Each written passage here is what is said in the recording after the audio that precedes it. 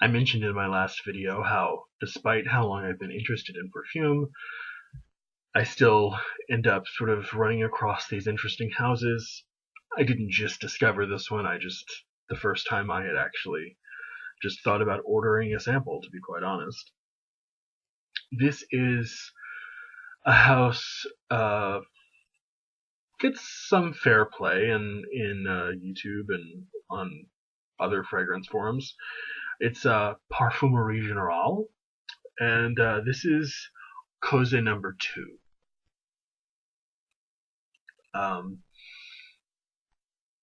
Parfumerie Generale 02, or it's sometimes called PG02, is an oriental woody that I would say has some fougere elements, but first introduced in 2002. And it has a very interesting note breakdown. So take a second to just absorb all of this wonderfulness.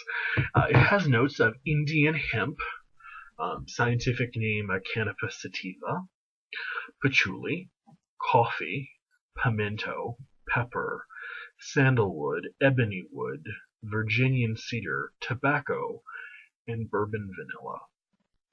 It was created by Pierre Guillaume, who is best known for this house, which he does all of the perfumery for. But he's also done, maybe he might be most famous for creating a couple of Fedon's perfumes, especially Oliban and Rouge Avignon. So, what does it smell like? Right off the top of Coze, I get a blend of really sharply peppered woods and spices, kind of reminiscent of a nice aftershave or a big powerful 80s men's fougere.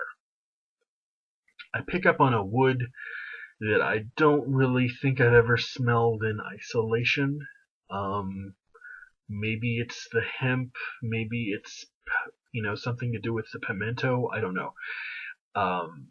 This Indian hemp, Canopus sativa, is supposed to be rich, warm, and seductive, for whatever that's worth. And I can sort of get that. I mean, it smells very nice. There's a really nice pepper note in here that lingers throughout the top and the heart of the fragrance, and that keeps things sort of interesting and differentiates it from just a sort of ordinary, boring, masculine fougere. Still further into the life of the fragrance, well into the heart, you get this powdery cocoa, dark, slightly bitter, very sec sort of cocoa experience thing that very just gently asserts itself. The entire presentation of the smell and the way that it wears on the skin is really, like I said, it's dry. There's really not a lot of flirting with sweetness here. Even the bourbon vanilla in the base, which is certainly detectable, but bourbon vanilla is not that cutesy candy-like trickly vanilla that you're so familiar with when you smell many women's and even many men's designer perfumes these days. This is a very sort of austere, beautiful, restrained vanilla. Like I said, doesn't flirt with sweetness at all.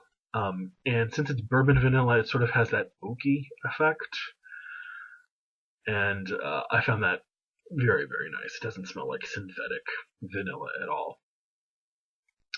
Despite being familiar with pretty much all of the ingredients, none of them really pop out into the forefront. They just sort of combine so wonderfully and blend so wonderfully on my skin. I'm really hard pressed to tell that there is coffee or patchouli or woods or tobacco or vanilla. I just sort of get faint impressions of these classes of things, but I can't pick out, oh, that's pimento or that's ebony wood or that's Canopus sativa or whatever. After doing a little bit of snooping Apparently, this used to be quite a bit more powerful than it currently is. It might have been the victim of a reformulation, um, and used to be a real powerhouse on the skin. Apparently, I have not. If this is the reformulated version, I have not smelled the original, and if it's the original, I haven't smelled the reformulated version. Whether this is true or not, I can't say. I've only just landed my sample maybe 3 or 4 weeks ago. Just ended up writing a review maybe about a week ago.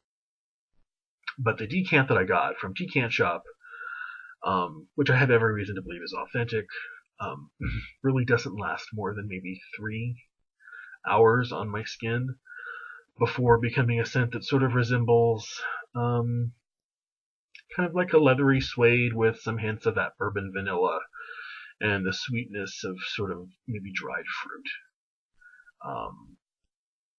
That sounds sweet, doesn't it? But when it's dried, you get that sort of leathery, earthy effects of fruit, and not so much the juicy sweetness.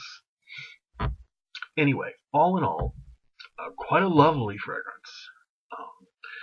If it lasted 2 or 3 times as long, it would easily get a high recommendation from me. But all I can kind of give it now is sort of a middle of the road, simply because of how long it lasts or how long it doesn't last in this case.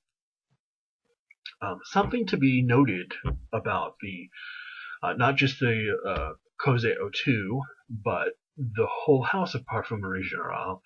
One of the things I really like about them is that they don't just come, like so many companies seem to sell these days, in just 50 ml and 100 ml bottles. They also come in 30 ml bottles.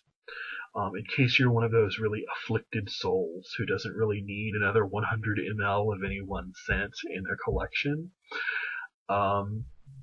So this affords you the opportunity to be able to buy something, but not feel as guilty about it because you're not spending as much money. However, when you buy in smaller bottle sizes, you also pay a premium per milliliter. So also keep that in mind. Somehow that doesn't bother me. I don't know why. It probably should, but it doesn't. I just use it as an excuse to buy another 30 ml bottle.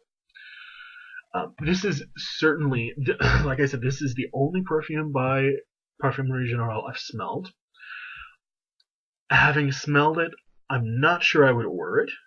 However, I'm very, very interested in other things from the house. There's a Cure Venenum. I love leathers, so that might be interesting. I think there's like a Rose Oud. I'm a Rose Oud fanatic. So I definitely want to get more samples and try them. The only thing is that there aren't many kinds to try on Decant Shop, and Lucky Scent only has those stupid little dabbers, which I hate with a passion. But I might have to break down and do that. But anyway, some thoughts on Coze number 2 by Parfumerie Generale. Nice, masculine, woody, spicy scent with something unique added to it. Not just your ordinary sort of run-of-the-mill thing. It's worth smelling. Give it a try. Coze number 2. Parfumerie Generale. Bye, guys.